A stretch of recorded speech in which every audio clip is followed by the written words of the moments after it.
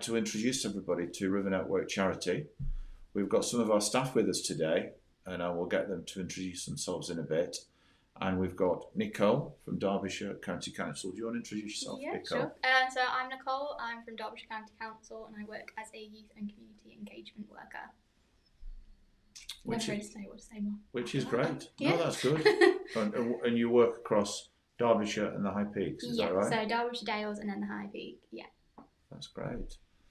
And we're going to do some talking today, some consultation around the strategy for Derbyshire County Council. Yes. Am I right there? So our strategy for young people, such as yourselves. So strategy for young people, environment. The environment, mental health, dental health. Probably should have written this down, shouldn't I? I said environment. Yes, I have. Nutrition, healthy eating. Yes, nutrition, healthy eating. Yeah. I'm trying to remember what they all are now. I really should have written this down. I think that's it. Yeah, I think it was. Yeah, the 4 things. Yeah. Mental health, dental health, young people, environment. Yes, and nutrition. I think. Healthy eating. Healthy eating. So that's 5. So I know the strategy anyway. Yeah, I feel like you always know it much better than I do. So. There you go. we've got to know that, and we obviously work within that because it's all good stuff. So, welcome anybody. If anybody's tuning in, just let us know and comment, like, and share. That'd be good. And we've got staff with us today, all the way from Matlock, Alfreton, Buxton, and Ripley, haven't we? Yes, we have. So what I'm going to do is just get them to introduce themselves and tell you a bit about themselves. There you go. Hello. Oh, hi. And your name is? Tammy. Tammy. And Tammy's been with us a bit of a while now, and she's done a great job. She actually got promoted. She started as a community development worker and did so well, you got promoted to senior community development worker. And that doesn't happen all the time with us. I think that's only happened about maybe 4 or 5 times, hasn't it, Lauren? Yeah. Yes. Lauren was a community development worker, then a senior community development worker, and then my executive assistant. So there you go.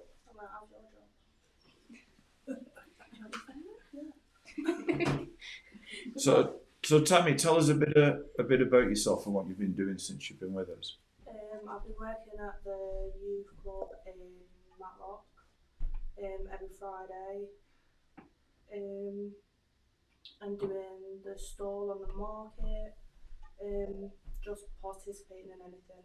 That's good. Really. So you've been doing charity retail, which is great. And you've been doing youth work. And have you got qualified in anything while you've been with us? I did the youth work.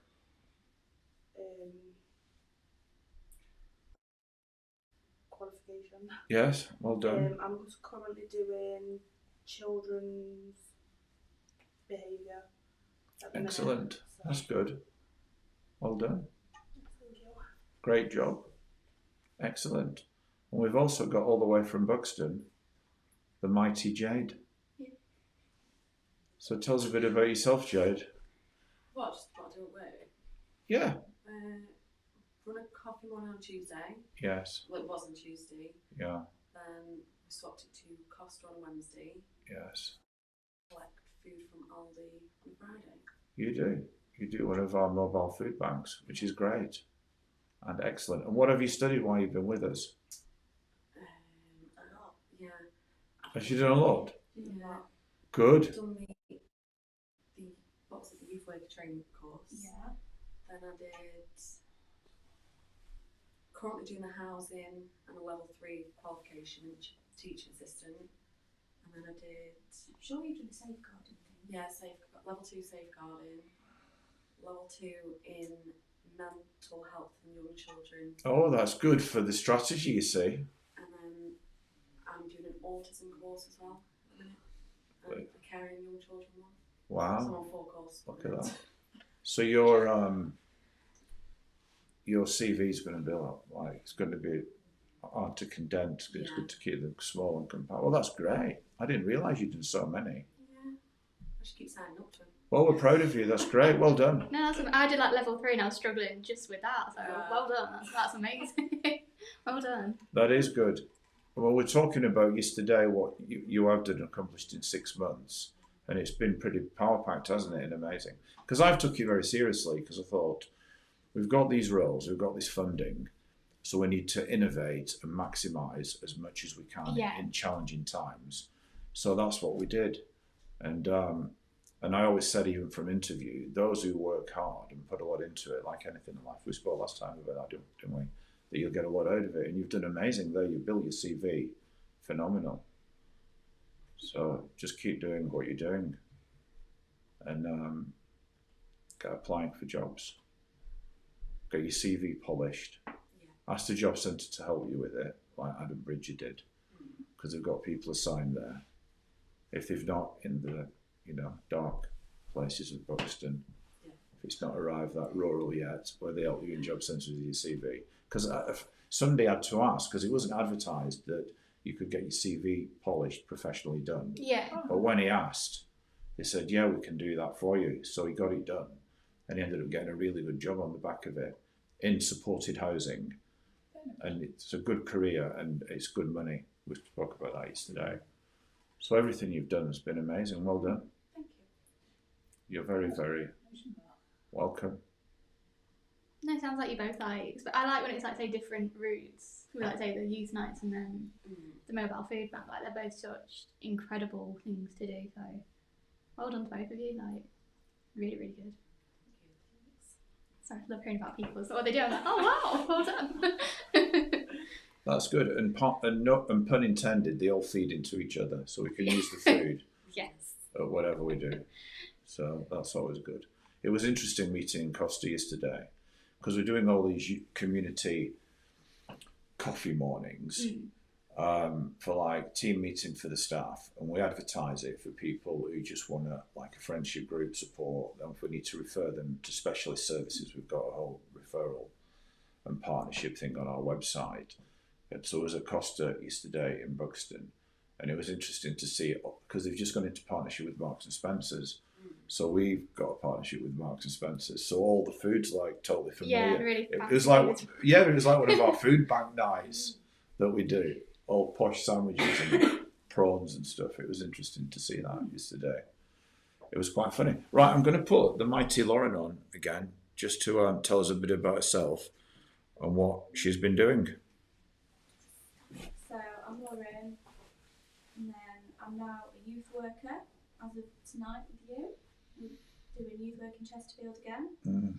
I've just completed a wedding planning course, which was quite fun actually. What else have I been doing? Lots of coffee mornings. Tell them about your journey with us, about starting and what you've done and progressed up to now. That would be good. I have been with River Network for a year at the end of this month. So I've done a lot over the last year. I've done mental health training, food safety, abuse training, obviously like the youth work and everything that the rest of you do. And then I've done a couple of courses as well. I've done event planning, wedding planning, another childcare one. I've got previous from my college. I've been doing funding bids, interviewing, hiring you all. Hiring, firing, HR. Yeah, hiring, firing, HR, everything but payroll pretty much. Luckily that's not my department. Yes. That's too stressful. But we are involved in that, aren't we? Yeah, we have a lot of involvement, but it's not up to me, the numbers, because we don't be paid wrong. I'm not great with that. Yeah. I do a lot of rotas, sort all your holidays out, when you're ill, and just email you all a lot, really, don't I? Yeah. An awful lot. And we've developed a good system, really, haven't we? Yeah, we kind of know what's going on before we even talk about it half the time. Yeah, because we've got a cookie cutting system. So what we pioneered in Matlock, we then, I should flip the camera on me now I'm talking. What we pioneered in Matlock to start with, we then translated all across Derbyshire. to Chesterfield, Alfreton, Derby, even all the way to Glossop, and everywhere in between. Buxton, Heanor now, and Belper are the last two that have come on. And what we've done, what we pioneered and innovated in Matlock and the systems and the process, we just translated that across the board then to everybody. That was induction, training, even sort of, visionary, and then HR stuff. We've got templates now that we can send. So for example, if people haven't come to work today, Yeah. what would happen to you in Derbyshire County Council if you didn't come to work and come to a meeting? Definitely disciplinary, I'm assuming. Definitely disciplinary. So with us, what we would do, we'd say to people, we're sorry that you didn't come today. It is mandatory. It's part of your work. Failure to attend meetings could jeopardise your work contract. So we'll expect to see you next time. Next one. Yeah. So we'll give them a bit of grace.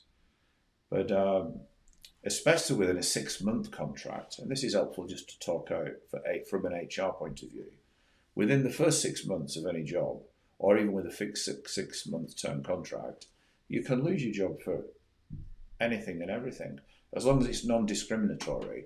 So you can just get fired, you can just get sacked, lose your employment. Over the slightest thing. Well, over the slightest thing of not turning up to meetings, or not having assignments in on time, or not doing training, you can lose your job. And I think a lot of people don't understand that. Even some job centres don't understand that. And I think some young people don't understand that. And I can only think of, when we were talking about it yesterday, maybe the lockdown has had something to do with it. We're like, okay, we're getting all these benefits, which were good because, universal credit went up and this and that. We're all working from home. But as things have changed and are moving forwards, I think it's difficult to get people out of that mentality. Yeah. And that's that challenge. So I think that's why we're a bit more gracious than other companies would be, because after all, we are a charity, and our first port of call of being charitable is with our staff.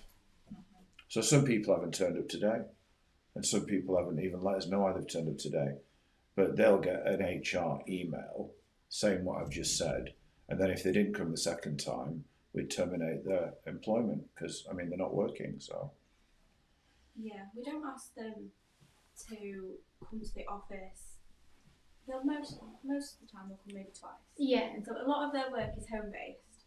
Well, most of our stuff are home based, and but you do food bank, you do youth work, but You do the stall. You do the stall, and then a lot of our staff are at home for the rest of their contract doing courses or whatever we've got them doing. So not coming to meetings, it's quite a big thing, it's isn't it? slightly annoying because we don't ask. You've also, we don't ask a lot. in the email where you pointed out the meeting, you even said that no one would be running the stall. Yeah, I cancelled the stall for today because everyone who works on the stall, I expected here. Mm. So I've made that very clear when I sent them all the rota.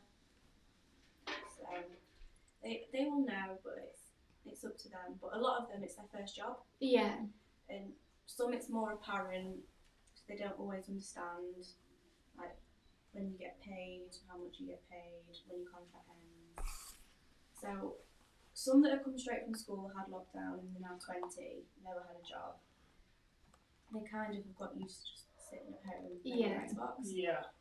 So it's trying to break that and be like, no, come on, we're not asking a lot. It's a couple of hours out of your day. Yeah. So it's just trying to teach people that if they had to be here every day, how many days would you actually show up out of 5? Or how long would you actually last? Yeah. So I guess it's a good introduction to the working world, because I know for me, I had a meeting that I couldn't go to this morning. I forgot to message until about 8 o'clock this morning. So I was like, I'm really sorry. I know it's late notice, but I think it's the importance of actually emailing. Because I know you said that not a lot of people actually email. Yeah, I think it's having that professionalism to email. I think. Because it's something, even if it's going to be last minute, as long as you do it. Yeah, as long as you let someone know. If you're ill, it's fine. Let me know maybe 4. You're meant to be here, not When next you're week. ill, not like Yeah. I was Sorry, ill I'm two ill. I was ill 2 weeks ago, so I've not done this and I've not Yeah. been to these meetings. If you told me you're ill, like as soon as you're ill, we're a lot more understanding Yeah. than. Well, I was ill 2 weeks ago. Just be nice if you Could let just us an know. email. Yeah. I don't expect you to ring. You don't need to see me. But yeah, but I think that's just coming out of lockdown as well, naturally. Yeah, I think it's almost like you've got to subconsciously train people to Yeah. have those different knowledge of working. But I think it's interesting to hear because I don't know. I think I've started my career in lockdown, but like there are certain things I knew I from did say as school well. and stuff. But I guess lockdown might have taken that experience away from people. So. Yeah, I suppose if you it's also like sometimes their parents are like, oh, don't worry, you don't have to get a job, I'll pay your phone bill. Yeah. You don't drive, it's fine. Or then you've got others who've got like, I've got to pay my car, got petrol in it, got your phone bill. You want to work more, then I don't know. Yeah. That's Tammy and Jade. They're both nodding because It's like they're in that Especially category. you've got a daughter, so you've got to pay for nursery. And if you didn't come to today or come to any meetings, you'd be like, well, how am I meant to send you to nursery? Yeah, because I'm meant to come next week then, so it's But half term, so I'll just come week so you before. communicated and let me know. But it's the importance of just like saying, sending an email, giving a call, and being like, would you mind if I? Because I think that's the thing. A lot of people don't realise that yes, it may be a bit cheeky to say email, but as long as you let someone know, it's a bit common courtesy, really, isn't it? Yeah. It is, and it shows great initiative and leadership on you three guys because you three all drive. You see, so you've took the initiative to take your test, pass your test, theory, then application, then your mobile. So you've got initiative and leadership. And that's why you've all done very well. They've all done great. Yeah, no, absolutely. And that's why you want to work, because you know you've got to pay your tax, your petrol. Whereas we're the only staff that can drive. Really? I'm planning on getting my license soon anyway. So we're the only ones that can physically get in the car and go. So a lot of the others are probably not as motivated. I'll use motivated because they've not got as much to pay out. Well, Yeah. You had an MOT and you were like trapped. I know. I live in the middle of nowhere. Yeah. I think if you live in the middle of nowhere, it helps to drive. If you live in like a city like Derby, you've got a lot of buses, Uber. So in London, I imagine it's easier not to drive. Yeah. But Yeah, here, we've no tube, have we, in Derbyshire? no. And Terry discovered Uber is in Derby, but he preferred a black cab, A yellow cab, yellow cab. the New York cabs. Yeah, but some are rude. Yeah, I do like that about Uber. You can give them a rating if they are rude. Yeah. So, yeah. I'm like, how'd you do it again?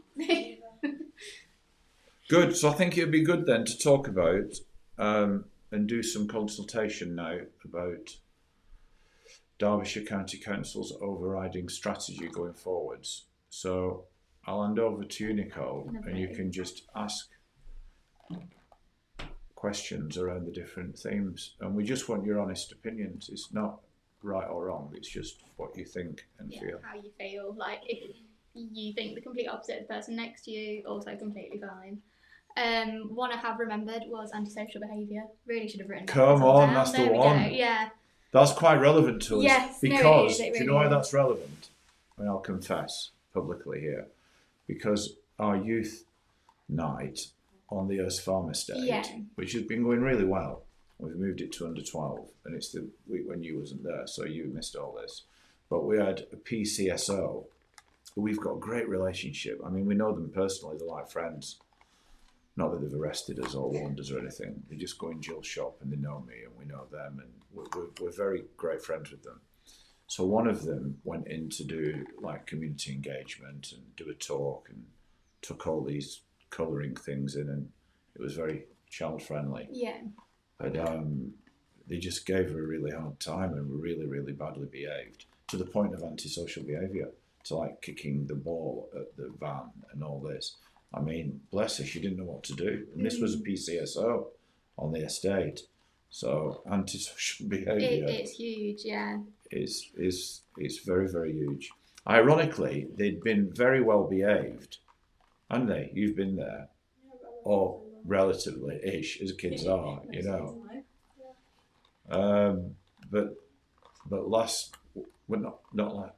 week. The week before, they just kicked off, and then so we stopped it for a week, and now this week they're doing some positive community. They're going to be going around the estate with those things. Oh, the litter pickers. The litter pickers, and filling pink bags, because the council picked those directly up. So it's like a positive spin on this is for being very, very naughty, and getting them to take responsibility and work through it. So antisocial behaviour is a big one, yeah. Well, I guess I'll start with that one. So do you feel something we found is, say, especially coming out of lockdown, that antisocial behaviour has been quite a big issue? Because, you know, in Glossop there was a quite serious case of a group of young people attacking a police officer. So that kind of... There was some on the same lines in Buxton. Oh, was there? I hadn't heard of that. Yeah, it was near my house. There was one group of lads and they just attacked an elderly old man. And it was all on video when I think the police got called, and they were only 12, 13. So I think Buxton's always been bad for it then. Yeah. So you should avoid Buxton. I'd say that about where my office is based, so I can't really. Is your office based in Buxton? Yes, so we're in the old library. Don't really go there that often, but like when I do, it's... So you get to work from home or on the hoof? Quite a lot Mobile more. I working. do quite like going out though. I think I just miss seeing people. So. Yeah. So seeing new sights. Yeah, no, exactly. I quite like the drive, to be honest. I like seeing nature and sheep, really.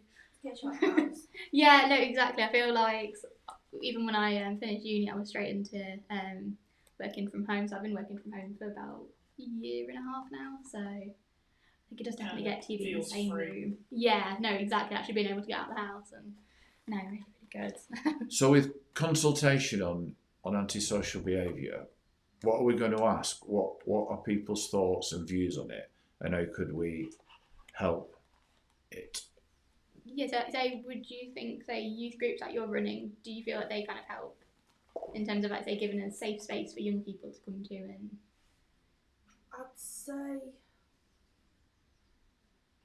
I'd say it'd help, but you always have your troublesome kids that ruin it for everybody else, because when I go to one on a Friday, most of the kids are amazing, really well behaved, so polite, and then you just have them few that swear like troopers and fighting and whatever. So I think it's just them that ruin it, really. yeah, no.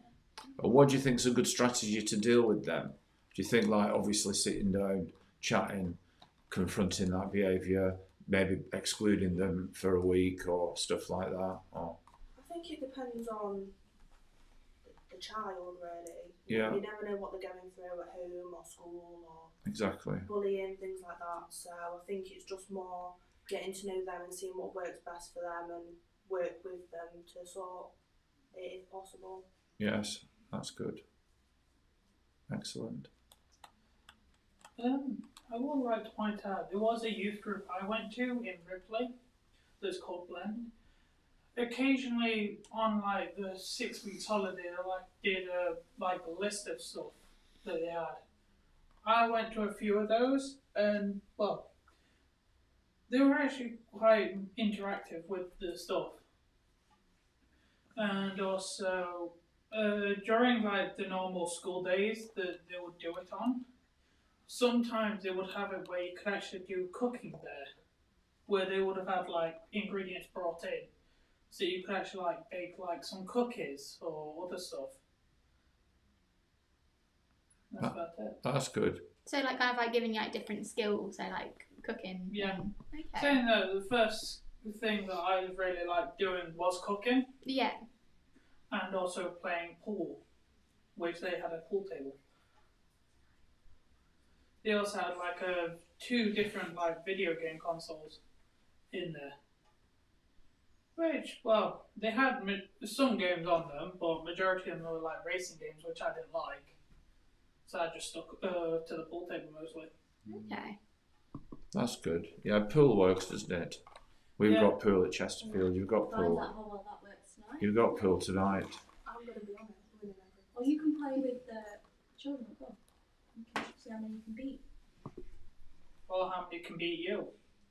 Probably not. Well, we'll set it up as a target for you to try and beat them, and then if not, you can improve over the weeks. Yeah. And what we are doing to address antisocial behaviour is like, again, focusing on the positive rather than trying to nail the negative. If you bring something positive, then that can often help. So we're going to be looking at identifying leaders within the group at Chesterfield, and we're going to get them qualified in youth worker training, like the staff have got. So that's young people involvement, empowerment at its best, really. And we're going to incentivise that by saying, we'll help you do it online at the youth work night.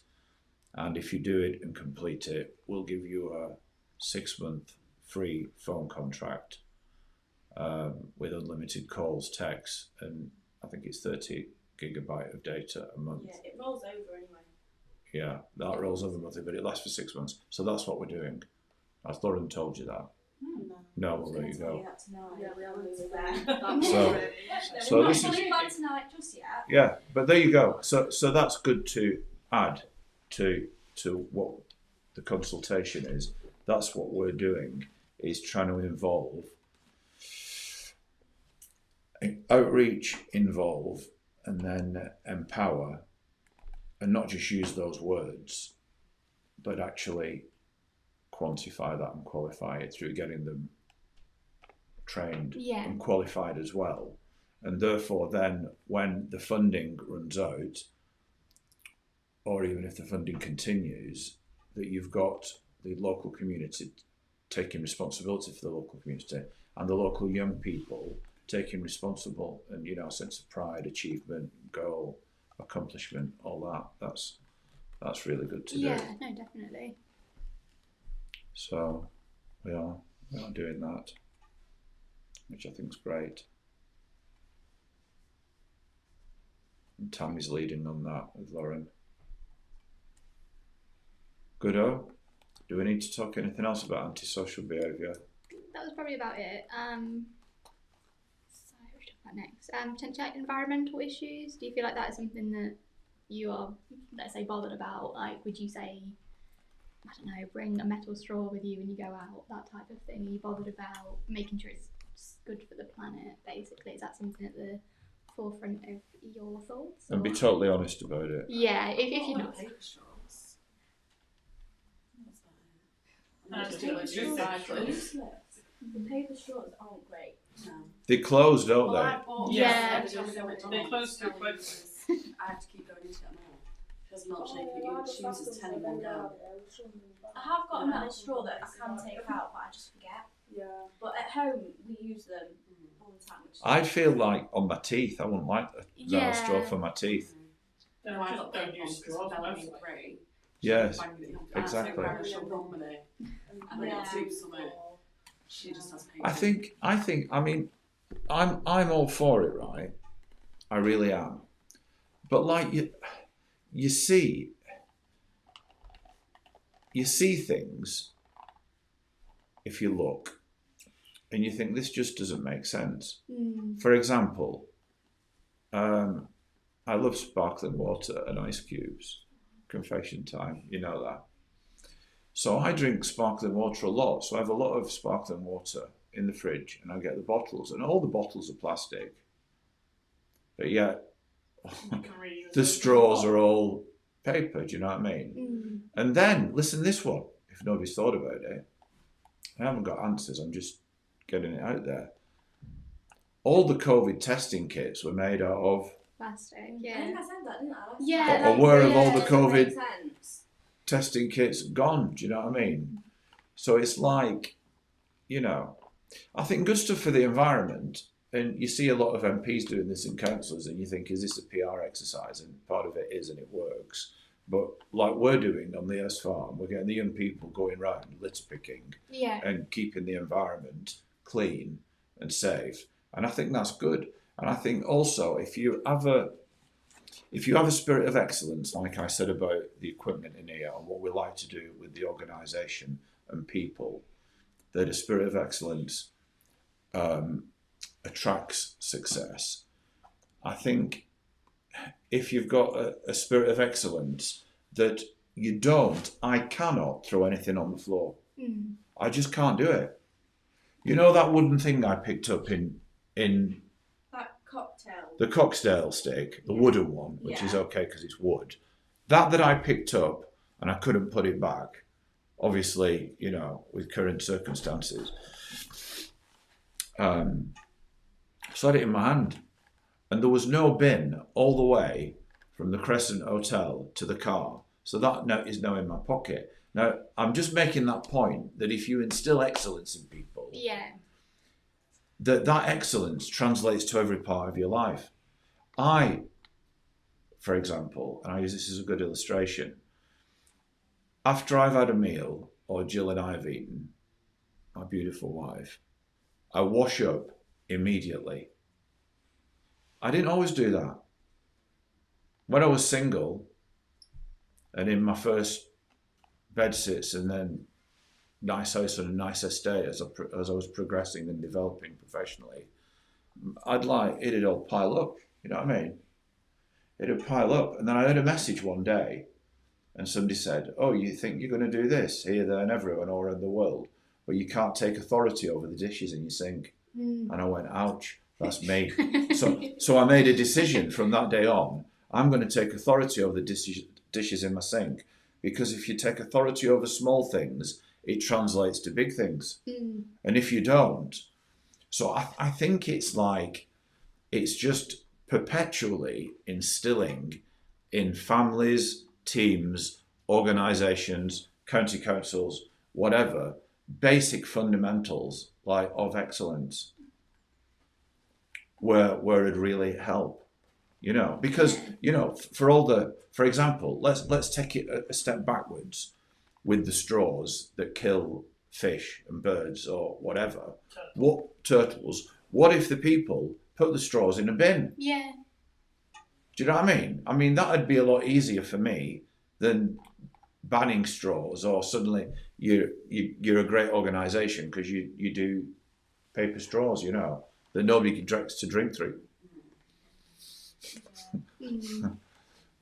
So, what do you think of environmental stuff? I do try. Say for like makeup remover stuff, I have gone for ones I can like reuse. Yeah. So that's something I do consider.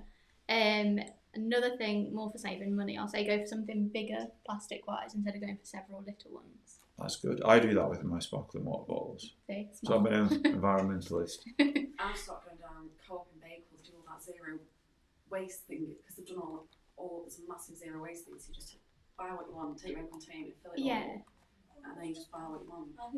I've never gone to one. I know I think there's one in Nottingham that I really want to try, because I think it's such a good idea. Containers for what? Do pasta and oats. Oh, I'm with you. Oh, that's a good idea. Is it more expensive or less expensive? I don't, because there's a proper shop in Buxton, they're more expensive. Yeah. But Co-op down Bakewell, I think it's the same price. Okay. Okay. I've not tried it yet, because I've always put the containers. And do you know why I'd like that as well? Do you know what one of my pet peeves is? Really big pet peeve. When you try and open a packet of something and you can't get in it, or it's so difficult. And then you do, and it's like everywhere. Yeah, like breaks down fully. Whether it's a packet of whatever, or a tomato ketchup, or this or that, or vinegar, and you're like, how do I get in this? And it's so frustrating. No, I'm just not really bad at OCD in my cupboards. It's got pantries, so everything's like all organised in proper containers. Yeah, well, that's where I got it from. Well, that's good. Jill's like that. Jill's like that, my wife. Shop do it as well for like shampoo and conditioner. Yeah. Body Shop. Come on, Anita Roddick there. Look, I interviewed her on radio. Sorry, Jill. I knew Anita Roddick. Can you see that? Look, Body Shop. Kind of. No, I do like Body Shop as well, because like you can say return your empty bottles and you can get a £5 I voucher. think it back as well. Oh, can you? Yeah. Okay. It's quite a big thing in America. Mm. Like TikTok, you see it a lot over there. I think it's slowly coming over here. Yeah, because I feel like everything in America does we start to do. So hopefully, I think the good things from America. It's a lot more sustainable. Yeah. So I feel like people are just going to be more likely to do it if they're going to get, say, rewarded for it, even like a small token kind of voucher. Even if it's like 10-20p cheaper, people are going to fill their own container because everything's just so expensive. Even just save a little bit of money. and then you know it's actually full. Because half the time you can buy a bag or something that's like half empty. Yeah. Yeah. So incentivising things. Mm. Good. Have we sorted the world out then? Yeah, we basically solved it. Greta's gonna love us now. So that's all good. Greta and David Attenborough are best buddies. Okay. Right. So the other one was dental health. So do you guys feel that, say, like, re the dentist? Are you happy to go to the dentist? Do you feel like it's a complete waste of I time? can't get in anywhere. Oh, can't you? My dentist was NHS and then swapped private through lockdown, Yeah. and they didn't send me a letter or anything, so I just got kicked out. And there's 6 in Buxton. The closest one to get on is a 6-year waiting list. So I've ended up trying to get in touch with people from Sheffield, like nowhere in Derbyshire's taken for NHS anywhere. Wow. And then private, I think they want £100 every time you go. Yeah. And that's just for a checkup. Yeah, Bella's 45 quid. Like, I can get Bella in places, but I don't want to put her in one place, then we go to another one. Yeah. So And you kind of want it to, like, say you go on the same day. yeah, I didn't realise it was that bad. yeah, everywhere in Derbyshire's such a long waiting list. Yeah. It's mad. I'm just wondering if it is similar to a doctor, because by law you've got to have a doctor, and even if nobody locally will take you in the full, you go to the health authority and they allocate you a doctor. So it might be the same with a dentist. I'm sure it would be. I'm sure it would be. I'm really positively sure it would be, that if you got in touch with a dentist and said, who do I go to at the health service to allocate me a dentist, they would do that by law. Get in touch with someone. Not like teeth pulling out. Yeah, that's what you do. Yeah. Yeah. I had issues years ago with doctors and I couldn't get a doctor, but by law you've got to have a doctor. Yeah. So I'm sure it's the same with a dentist. So that might be a way to pursue it. It'll be a Google away anyway. Yeah.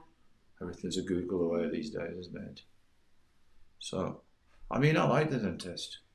Do you know why I like it? I like it because I tell jokes every time I go in. So, Do they laugh at all of them? like when I got, well, they did at first. Well, they cringed at first, then they smiled, then they laughed, and then I just told the same jokes. But I've made a new one up now, so that's good. So I'd always say, you know, after today's treatment, will I be able to play my saxophone when I get home? They'd say yes. I'd say, well, that's good because I couldn't play it before. Dad jokes, you're meant to laugh at those, they're meant to be funny. One of our staff said, one of our young people staff said dad jokes were in. So That was 9 months ago, and they've carried on ever since. sit down, open your mouth and say, oh. And I'd say, why? He'd say, my dog's died. Bad jokes. But anyway, no, listen, this is good, because they all like me now and think I'm funny. And so I lost a bit of my filling. The Seafood Cave and Grill, we'll give those a plug.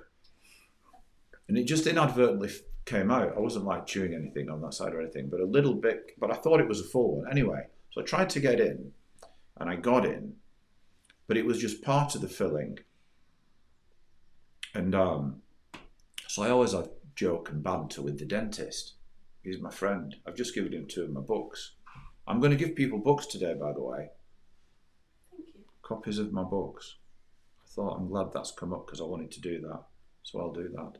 But anyway, I gave him copies of my books because the filling. So I made a joke and I said, oh, well, if it's only part of the filling, then is it half price? Do you know what I mean? I only got to pay part of the price. I went downstairs to pay, and they went, oh, he's not charging you for it. So he didn't charge me at all. So I said, I went back upstairs. I said, that's really, really kind of you. Thank you very much. So he didn't charge me. Yeah, no, That's kind, isn't it? Yeah. So I gave him 2 of my books. He probably thought I'd make some more jokes up, which I did. I said, there's a new form of dentistry come out where you don't have anaesthesia or injections. What they do, it's called transcendental medication. It's a joke. Transcendental meditation. Transcendental medication. No? Have you never heard of transcendental meditation? No. It's like a new agey thing. So anyway, it's a dentist joke. He got it. Maybe it's for older people. Probably. And I have a scrape and a polish every 6 months, and I don't floss. Won't floss. I'm not a flossing kind of guy. But I have a scrape and a polish every 6 months, and I pay for it. So I'm okay. My teeth are in good nick. It's hard to get an appointment Mm. because I've had one booked and they cancel it like 2 months in advance. So, the dentist won't be there now. Why have you put me in? Yeah. And not put me with another dentist this far in advance? Because since lockdown, I've seen like every appointment it's been a different dentist, and you can't get in. And it's really expensive. I hate the dentist. Yeah. But they keep like pushing it back. I thought, what's the point? And I'm like, well, if you don't come within 2 years of your last appointment, you're off the list. Like, well, I'm trying to come, Yeah. but you're just cancelling. There's no appointments. It's just tricky. It's like, Yeah. how many dentists in that? Not 2 for everyone. And if you all have to go in like 6 months' time, it's impossible. And then the dentist is just not reliable. Yeah, I don't know, it's hard. Not good. Just not for any dentist. Not good for the dentist. You train. My dentist is amazing. Like, I was there yesterday and I've got another appointment tomorrow. So I'm gonna sign up to yours. I'm I'll going help tomorrow. too. I'll give all your names. I'll sign up. You can do that because my dentist is over in Rotherham. Yours is really far. So I travel there. But I get to see my favourite father-in-law because he lives just down the road. Policies and procedures and that one. Yeah, pleasant boundaries and professional boundaries. And but Jill yeah, came to our Christmas meal with half a frozen mouth because you came straight from the dentist. that's how committed we are, you see, to the cause. That is commitment for you. Mm. Yeah. So we're in we got the backlog through lockdown and didn't have our normal 6 month. I think we'd not been for 12 months or 18 months, maybe 2 years. And so I only got half a scrape and polish, which is a bit weird, isn't it? So he did half a scrape and polish, then I went back for the other half scrape and polish. Wonder if I got charged for a full scrape and polish or half a scrape, I can't remember. But anyway, I got my free filling, didn't I? Yeah. Which was good. I'll just keep giving him books now and get free treatment. The way to go. You have to keep writing books though. Exactly. Yeah. Motivation. Good. So have we Lovely. Okay. have we chewed that one out as much as we can, or do we need to fill in any gaps? That was good. I will say that was good. Okay. Could we cap that? Do you think? Quick, what's the next topic? Yeah. I think we drilled that one enough, didn't we? Yeah. Just keeps coming, doesn't it? There was a lot of gold. There's a lot of gold in there. Stop. Definitely need to cap it. Okay, so what about mental health? Do you feel like the services available for mental health are good at the minute, or do you feel like there's a bit of a backlog just like with everything else? Pretty sure for mental health they've also done like online stuff as well. Yeah, my mum has like Zoom meetings and stuff with Yeah. therapists for anxiety and stuff. They've been really good and really helpful straight away, not had to wait or anything. So I'd say pretty good. Okay, that's good. Yeah, that's really good to hear. When I did the mental health training, it was on Zoom, and they were saying that it was only a couple of months ago, and we weren't really in lockdown. The pandemic had calmed down, and there was still some. They weren't seeing you face to face. They weren't seeing you on Zoom. There was a lot still shut. They didn't have staff, and the wait time to like speak to a therapist even on Zoom was like 9 months. And they were like trying to refer you to all these different people, and I think it's like everything. Like you can't. No one's willing to see you face to face. Yeah. Like if you want to see a doctor, it's not face to face. And I think it's the same with your mental health. If no one's willing to see you and talk to you, it's got to be over Zoom, over phone call. And sometimes it's not helpful because you have to talk to someone in person. Yes. Look in their Yeah. eyes. You can't always. If there's someone at home when you're on these calls, you can't be as open as when it's just you and somebody else. Yeah, it's kind of like lost that confidentiality. You're worried that someone will overhear and be like, oh, why are you feeling like that then? Because mental health is really judged by a lot of older people, I think. Oh, you're not depressed, just get over it. Yeah. And it's like, no. Or why you want antidepressants? Just have a beer, you'll be fine. Especially in men. Yes. Yeah. Especially in In men. men.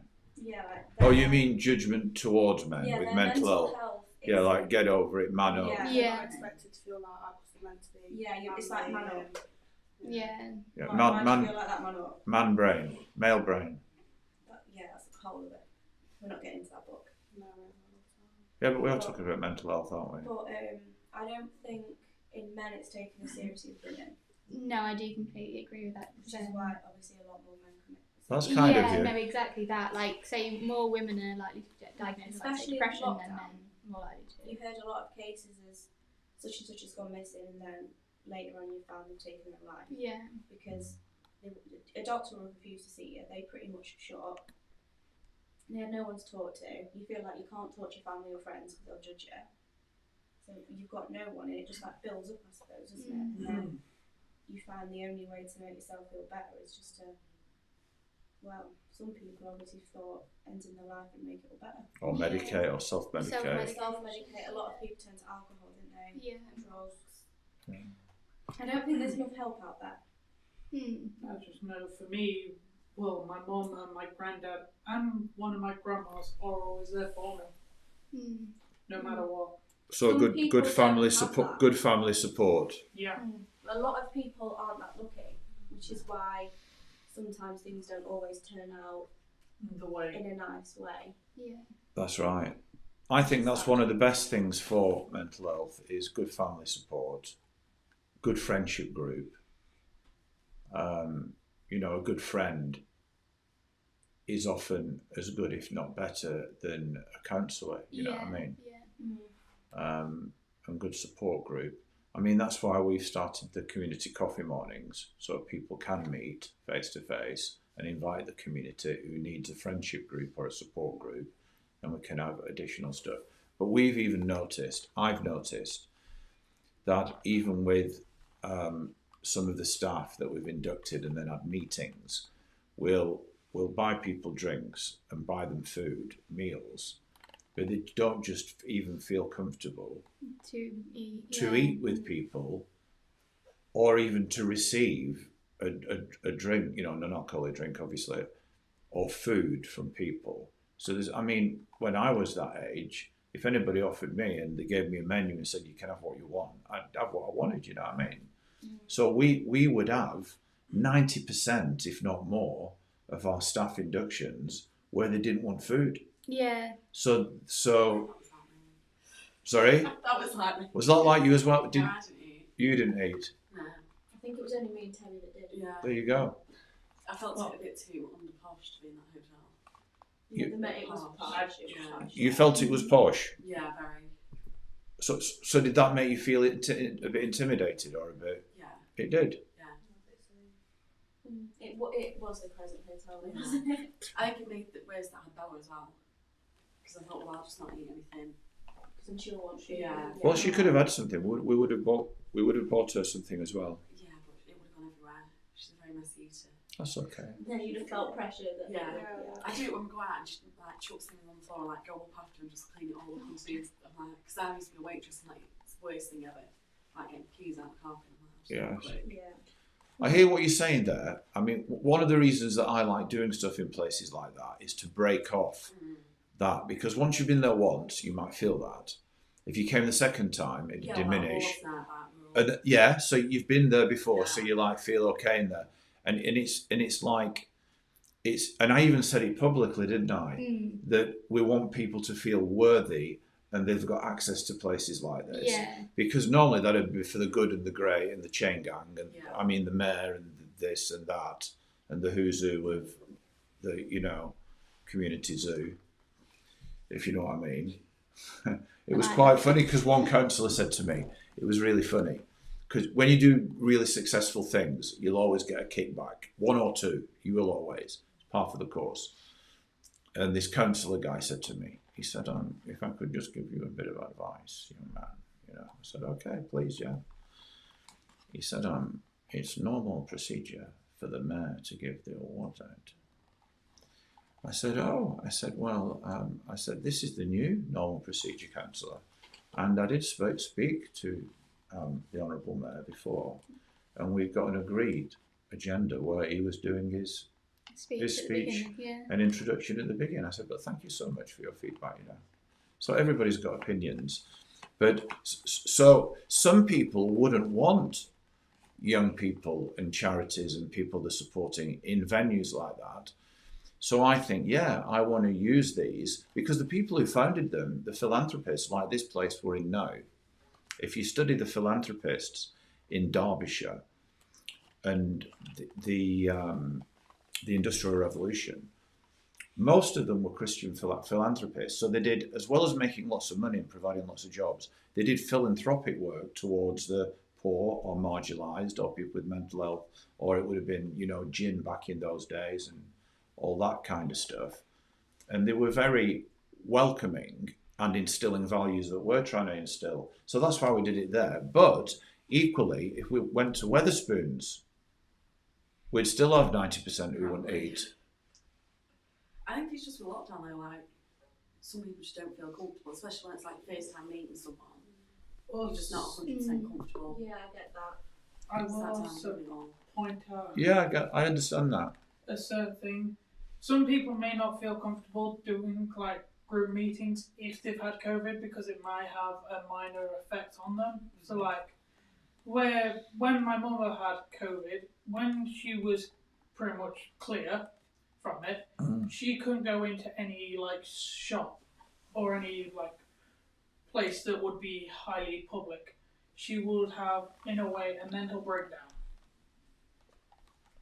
Where in my case, it was kind of the opposite. Due to the fact, even in like shops, I still always wear a mask, even though it's not mandatory. But I can guarantee it's going to be mandatory soon again. Because there's certain locations going back into lockdown. We're not far from it. I think that's personal preference though, because I've just had COVID like 2 weeks ago. I'm nearly and I went to Anfield the other week. Everyone was around me was coughing, but I was like, I've just had COVID. I'm pretty sure You'd have like the antibodies. I've got really good antibodies to be here. It was outside. I didn't feel the need to wear a mask. No one else was, and that sometimes you don't want to be the only one out. I found that, but I know if it's like really really busy, like on the plane, I'm more likely to wear it because you can't just open the window or go outside.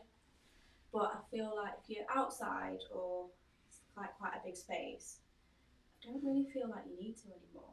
Well, they did point out if it's outdoors, you wouldn't need to. It's only when you're really indoors that you would probably have to. Yeah, but again, I think it's just down to how you feel personally. If you're comfortable with not wearing a mask and taking the risk of catching it, that's up to you. I think it's just everyone's choice now. Yeah. Like if you've got a cold, you don't go see your grandparents. It's that kind of thing. It's just you know when and Yeah, where's so most I stopped wearing a appropriate. mask the minute you said it, because Bella could walk around from the whole of lockdown with no mask on because she was 3. Yeah. But then, if she's walking around without a mask on and then everyone else chooses not to, well, I'll do the same, because if she's going to catch it, then I'm going to catch it anyway. Exactly. So, Yeah, because I Literally find, get say, on like pulled trains, down. if no one else is wearing one, I'm like, right, I won't wear one. yeah. But if the majority of people are, then it's almost like that peer pressure to be like, right, Yeah. straight on. Because I've still got one in my bag now. It's almost like a just in case. Yeah, you always carry one, but you're like, I really hope I don't need to put it on. Like, Yeah. I understand the doctors. I get Yeah. that. Mm. You don't go to the doctors if you're fit and healthy, and like hospitals the same. But walking around now, majority of people have had it, and you've had a jab. You've got a decent amount of immunity. I think just normal, just though, live your isn't it? life. I feel like don't be scared. Like we go to venues all the time, and you see like especially older people with their masks on, and me and Terry just walking in, they're like, what are you doing? Yeah. Well, Jill was saying yesterday when she's someone coming to the shop with Yeah, with like gloves on. everything. But Oh, I mean, You're going to do an operation. Yeah. yeah, and that's what makes them feel safe, I suppose. But Yeah. if you're that paranoid, is it easier just to get someone else to do your shopping for you or getting it delivered? You don't want to live your life like that. Good. Well, I think we've had a big mental health conversation Yeah. there. Moved on to lots of angles of it. Because I think that's the thing with like mental health, there are so many different angles. And I think, especially say with the pandemic, with like the messages we've had from the government, some people are actually petrified, of what the government have been saying about, like, say, it's you'll go out, you'll catch it, you'll die type of thing. Whereas other people are like, you know what, can't wait for all this to blow over. I'm gonna go back to normal. Yeah, like one old day. Yeah, no, it's kind of like they're almost like polar opposites, and not that many people say in the middle. I'd say I feel like I'm probably in the middle of like it's bad, but I'm not going to stop living my life because of it. Yeah, you're not going to put your life. You've put your life on hold for 2 years. Yeah, no, and exactly. I feel like how long? I don't feel like it's going to go anywhere. So Yeah. how long am I meant to like put my life on pause for? Yeah. Good. So what's the next? So we've had environment, mental health, dental health, antisocial behaviour. Right, so what about opportunities, say, for young people such as yourselves? Like, do you feel like the pandemic kind of held stuff back, pushed a few things forward? How do you feel like you are, say, if there was never a pandemic, do you think you'd be in the same place as you are now? Definitely not. No. I think with the pandemic happening, like the Kickstarter scheme, it's given so many more opportunities for obviously people like us to Yeah. actually get into work because it was way too difficult before. Okay. If the pandemic hadn't have happened, I don't know if I'd have this job. So it's kind of scary to think where your life would be without the pandemic. But then it's also like stopped things being built for younger people, like the cinema in Matlock. That would have been a good place for like, young people to go without hanging around and being judged. Yeah. Being young and wanting to see your friends. Yeah, a lot of young people hang around in the car park at the back where the cinema's going to be at the minute. Yeah. Like drinking and loads of noise and Yeah. antisocial behaviour, ironically. Yeah. But if I had to walk through a group of lads on my own at night, I would be terrified. But that's just how, I think that's just how everyone, would you be the same? Yeah. I always like phone my mum and like, can you just talk to Oh, me? I just make pretend phone calls. I'm like, Oh, oh, yeah, yeah, I I can can see see you, I'm coming up now. Yeah. But yeah, like a lot of things have been put on pause and not happen. Like a cinema, they'd maybe go there and instead of sitting in a cold car park, drinking and probably getting quite a bad name for themselves. Yeah. Also, I've noticed like during the pandemic, there's been like a lot more roadworks than hotels. Yes. No, I feel that's definitely the case. Yeah, 'cause driving here today, there's definitely a lot of road work. So No, I Yeah. think me personally, I think I'd be in the same situation, like not in the same situation, but where I am now. Just because having a little girl, there's no childcare. So she goes nursery, but then in the holidays, like I can't get a job in the holidays. yeah. So, and then I was telling you yesterday, childcare around here, there's a waiting list for like it's that long. They've got unborn babies on it. Like there's just no childcare throughout Yeah. the holidays. But do you reckon that's because of like lockdown? You couldn't send your children to nursery. Some people just like packed it in and like I got a don't know. different job. Like nurseries have shut down. because Yeah, they there couldn't have get been a either, like, few, furlough yeah. funding. The kids couldn't really come Yeah, in. but a lot of nurseries don't open throughout the 6 week holidays though. So Yeah, a lot but of then them- if you're not open, you're not going to get the funding, are you? No. So then they can't obviously pay the staff, and then it like ripple effects. So I don't know. I wonder if that has had an effect, like not being able to open, or to only like a few children isn't going to pay like your rent and Yeah. Yeah. your staff, is it? And obviously like food and all that. But so that if the pandemic wouldn't have happened, maybe you could have got that like, Yeah. In childcare. into it, and you'd have had the opportunity to like do full time. Yeah. Probably. So that's interesting that the good thing that's come out of the pandemic is the Kickstart opportunity and the jobs that you've had and the training and the team and the community and all that, and also helping the community, which is Yeah. big time. So that's where we need to look at. That's where we would hope my friend Rishi Sunak, he's not my friend, but I do like him, Rishi Sunak, we should be looking at other, I was hoping and praying that something would come like, like another scheme after the Kickstart. I think something will, Yeah. because when was the last time we could apply for Kickstarters? Was it like December? So I think a lot of people will be in our position. They've taken on Kickstarters, and you can't always keep them. And then they go back onto the universal credit, and then I think it's like a cycle. Because yeah, you've had a job, you've got skills, but are the employers like hiring? Can they still afford it? So I do think it's kind of going to be a bit of a circle for a while with you're hired, so you're not, like the the Kickstart scheme, we can't keep you on. You just have to go back onto universal credit, which I want to say like £80 a month. So if you go from saying like £1,000 to 80, they're going to have to do something, because people can't live like that, and if they can't find a job, especially in this age bracket, if you've not got as much experience, they're going to hire someone who's got loads more. Like if it was housing, if it was like me versus Terry, they'd obviously go for Terry. And I think that'll be the case for a lot of young people after their contracts end. Yeah, it's so much also about experience, isn't it? Yeah. I don't care what qualifications you've got, it's all about what experience you've And done. then sometimes you can't get a job in that field to gain experience. Yeah, because it's almost like a relentless cycle. It's like a cycle. So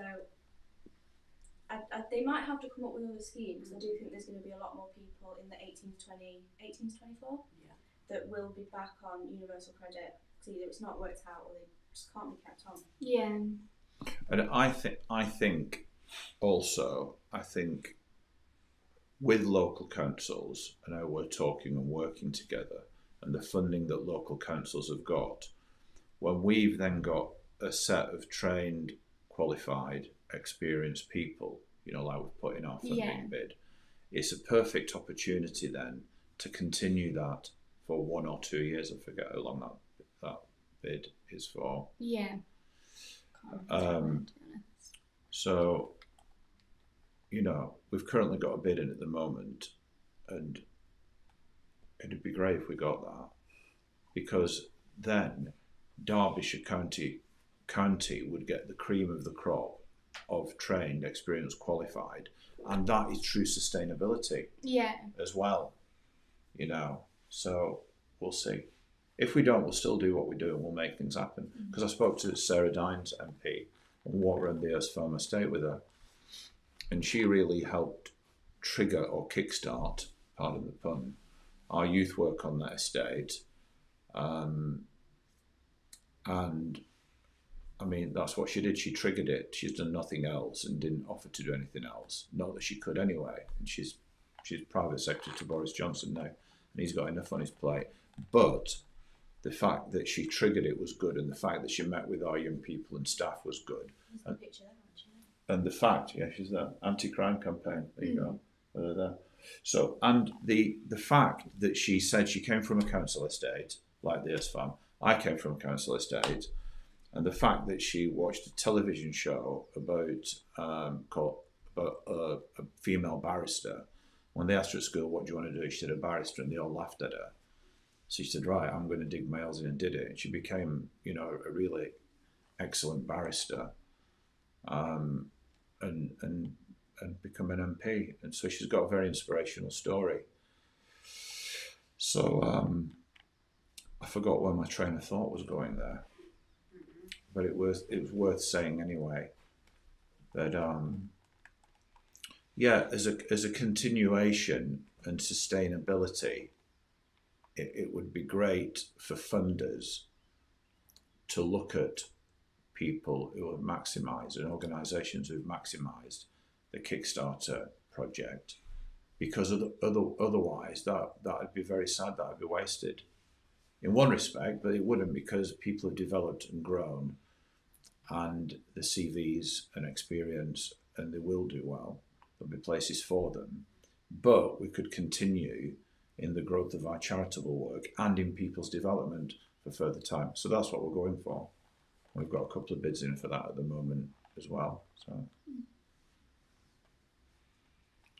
So those qualifications that you guys are getting, they're not going to be completely ignored. No. They do get taken into account. Cause I know I've done some qualifications with the job I'm doing now, so it's kind of like moving that forward, taking as much experience as possible into whatever your next role may be.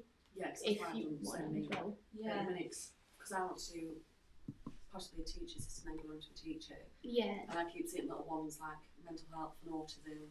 So I'm like, well, every single one helps. And like, no, exactly. Yeah. push more favours. I'll just walk them. It just helps having the knowledge. Yeah. Because I did it in college and got the level 3. Yeah. And then even now, like with the youth work, it all ties in. Like safeguarding, I've got like prevent training. I don't know what that is. Um, Like anti-terrorism. yeah, training. I think that's like the that's first what one I to did do as well. And it all ties in, even with like these guys, like safeguarding them, like data protection and all that. Yeah, because it's really like core knowledge in like say any role going forward, like to know what you need to do, what you need to have in place to do your job basically. Because safeguarding is huge. Yeah. And it's always going to be important in like any role you do. Because you might be working with like really vulnerable people. For our youth work, it's quite important. Yeah. Very important. It's top of my list. Safeguarding child And, protection. like disclosure, what you do Big. if I'm someone absolutely discloses. huge on it. Yeah. Big. Very, very serious on it. Come down quickly on it. You know, super important. Good. So have we exhausted that topic? Do you think? I believe so. Really should have like written it down and ticked it off, shouldn't I? What was Yeah, that? always What was that topic? That was so the young people aspect, like their view on opportunities, life in general. So That's one. yes, Good. Oh, and I would encourage everybody as we do an email to stay in touch with us and keep watching what we're doing, and even keep your hand in voluntary for whatever you could give. If you could give 2 hours a week in whatever, because then when you go for a job, you're actually active and you have better opportunity of getting a job. Yeah. 2, it keeps you in community and relationship with us. 3, if a job does come up with us, you're better placed to get it. 4, people could potentially write some funding bids. So we, at the end of people's contracts, this is what we say in an email to them, yeah. and try and do a bit of an exit strategy if we can. So I think Which that's really important, like the exit strategy. Yeah. It's all well and good, say getting all of the Yeah, skills and knowledge, but then if you just abruptly comes to an end, it's Yeah. really important to have that. yeah, and the coffee mornings that we're doing, have been able to do that. I was able to do that yesterday, wasn't we? That was really helpful. Yeah. And we're going to keep doing that. Excellent. Have we got anything else to share? No, not really, to be honest. Has anybody else got anything else to share? No. No? Well, thanks for coming, everybody. Keep up the great work. We've got some exciting things coming up. We're continuing these coffee mornings. We're then going to look at doing some coffee evenings, more community outreach based, and doing stuff like we do with giveaways. We do food and toys and cash cards and phone cards and stuff like that. So we're just going to keep going. What I said to Sarah Dines was, when I was walking around the Earthfarm estate, I've got my thread back. Yeah. I forgot why I told the story. We went knocking on doors, which politicians do anyway. But I was impressed because she didn't have an election coming up. So she was knocking on the doors out of good heart and consultation, and she had a heart for the area. So we're knocking on doors. It was quite ironic because everybody knew me. They're all like, "Oh, Terry, nice to see you." Every door we knocked on, "Oh, Terry, oh, Terry." She said, "Terry, everybody knows you." I should have said I'm going to run for MP. But then she said to me, "Terry, I can't really get you funding, but I can maybe open doors for it. Network opportunities." I said, "Great." I said, "Sarah, whether you can get me funding or not, we will continue."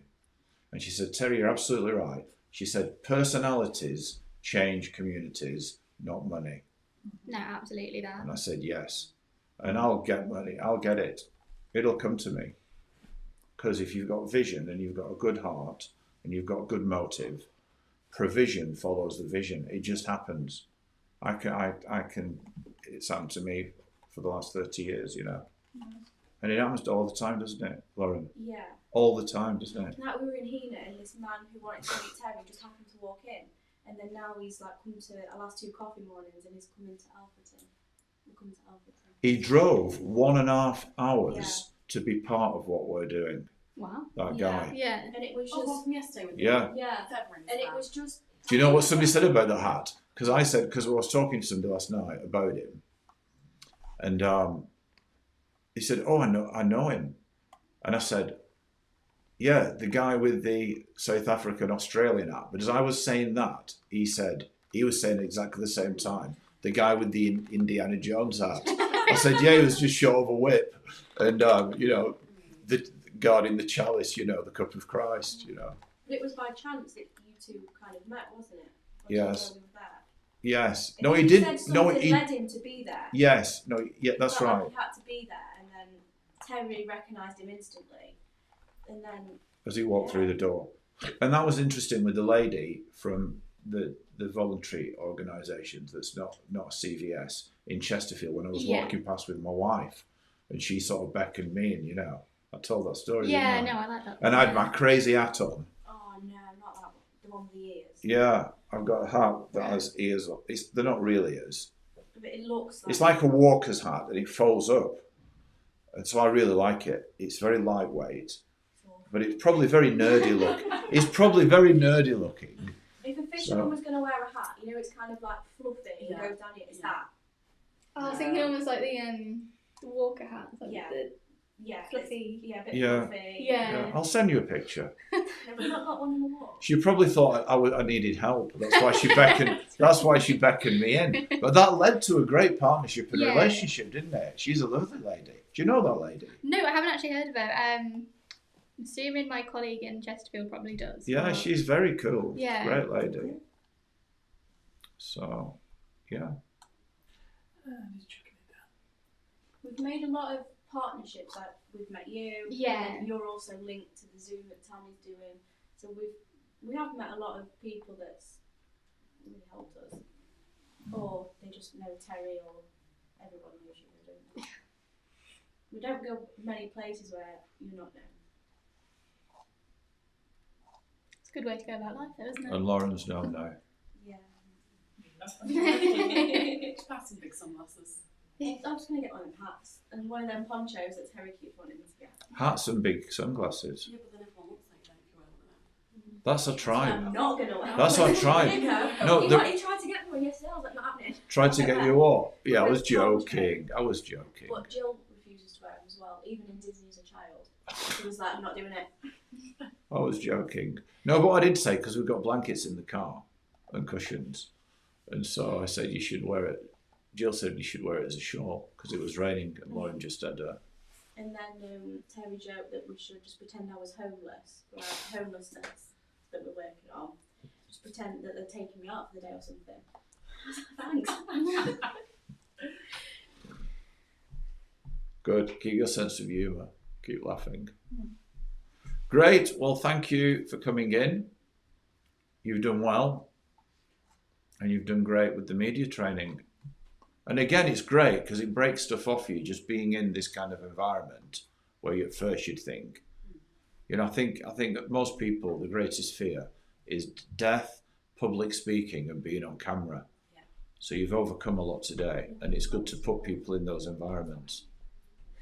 So I don't know what you're That's saying why about you're so that. relaxed. Do you know you were lying? There you go. See, you'll be able to see it. You'll be able to watch yourselves back. I think that's the best way to go about it. Yeah. It'll be on you. I can send you the YouTube. No, let's No, not. It's on YouTube. Nice to know. Yeah. And you'll be able to get some of it transcribed Yes. on the consultation part. And then I can send you the notes and then send the link to this. Do you know there's a way on YouTube of getting YouTube to transcribe it for you? Oh no, but that'd be really helpful. It's been a long conversation. Yeah, there's a way on YouTube. There's a way on YouTube that YouTube does like a free transcription service of the whole thing. Because a friend of mine does that. What I do when I write books, I've written 12 books now. Yeah. So what I do, I get a theme, a subject matter, research it, get my bullet points, speak into it. Then I get that transcribed, then I get that proof edited, then I've got a book. Oh, that's very smart. But a friend of mine goes the YouTube route. So I could inquire on that for you if you like. Because that'd be brilliant. that'd save a lot of transcribing and listening. Yeah, a lot. Is it you who does that? Yeah. That'd save you a lot of hassle. I'll ask him and I'll send you the process. He's a great guy. That'd be brilliant. He's called Kieran. He's a really good guy. He helped me with all this. I learned from him all the current media stuff that we do is really. Nice. I knew I had to do it. I knew I had to do it because if you didn't, you just get left behind. Yeah. No, such a constantly evolving world is really important. You've got to stay on the cutting edge. Yeah. That might be my next book because our current theme that I'm talking on is getting your cutting edge back and keeping your cutting edge, keeping sharp so you can have a competitive advantage and be ahead of the game. And people are loving it. It's a great message. And my chairman said to me yesterday, he said, that's your next book, Terry. So I think that's what I'm going to do. So I'm going to give you some books anyway. We're going to say goodbye to everybody. Thanks for tuning in. Watch this space. Lots of great things coming up. And we'll see you all very soon. It's goodbye from Nicole. Yeah, goodbye. Then you say, and it's goodbye And it's from... goodbye from